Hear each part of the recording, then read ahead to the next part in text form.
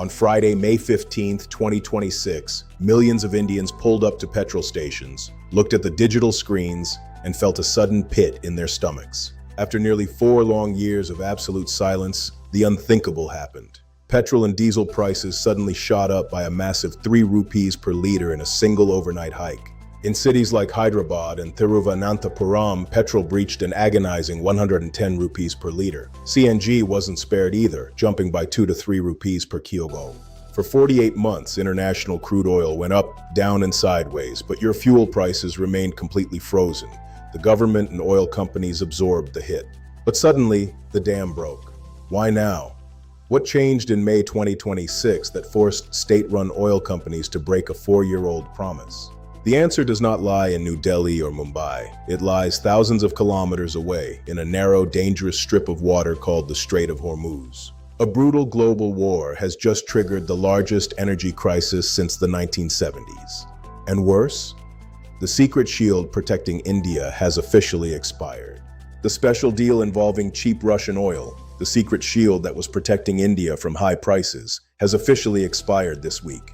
Is this 3 rupee hike just the beginning of a terrifying climb to 120 or 130 rupees per liter?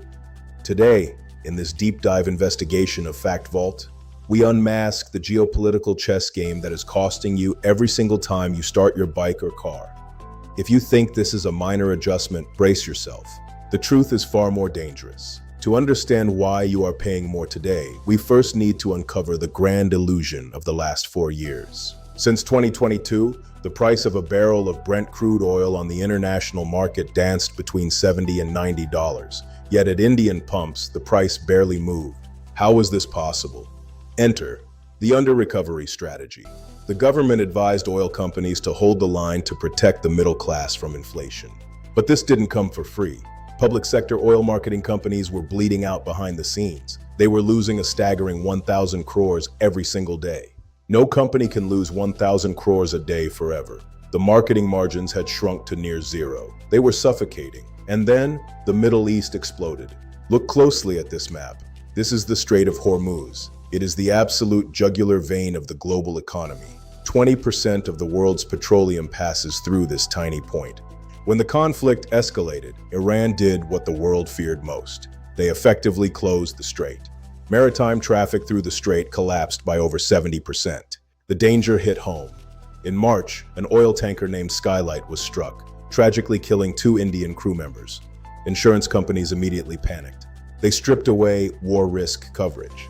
For ship owners, sending a multi-million-dollar tanker into the strait without insurance became an economic suicide mission. Brent crude shot past $120. Qatar Energy declared force majeure. Analysts call this the largest supply disruption in the history of the global oil market. Didn't India bypass the Middle East with cheap Russian oil? Yes, we did. It was our secret shield, accounting for nearly 45% of our total oil imports. But on May 16, 2026, the critical U.S. sanctions waiver officially expired. The discount on Russian crude narrowed and freight and insurance costs skyrocketed. The cold, hard truth is this: the massive discounts are practically gone. India is buying more expensive oil while facing a blocked Middle East. It's a double whammy. What does this 3 rupee hike actually mean? Diesel is the literal fuel of Indian logistics. When diesel prices spike, transport freights follow immediately. Within days, you will see a rise in the prices of your daily groceries. Meanwhile, the rupee has hit a historic low of near 96 against the US dollar. If the blockade remains, we could see 120 rupees per liter by year-end. What is your strategy? Switch to public transport or EVs? Let us know in the comments below.